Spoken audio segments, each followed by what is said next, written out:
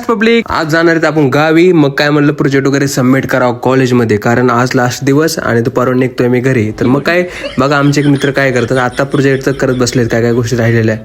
मग काय हा व्यवसाय, कारण आज प्रोजेक्ट सबमिट करायचा आहे आणि चेहऱ्यांचे बघू शकता, कारण आज आहे प्रोजेक्ट ते पण HODच्या हस्ते चेक होणार आहे.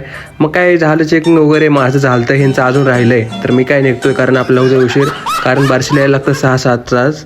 मग काय म्हणलं निघावं, तर हा काय बसला यार बस कसा बसलाय तू.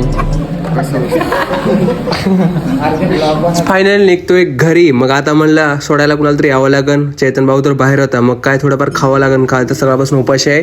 सकाळी 8 वाजता गेलो, डायरेक्ट वाजली 1-2, कारण निघायचं घरी.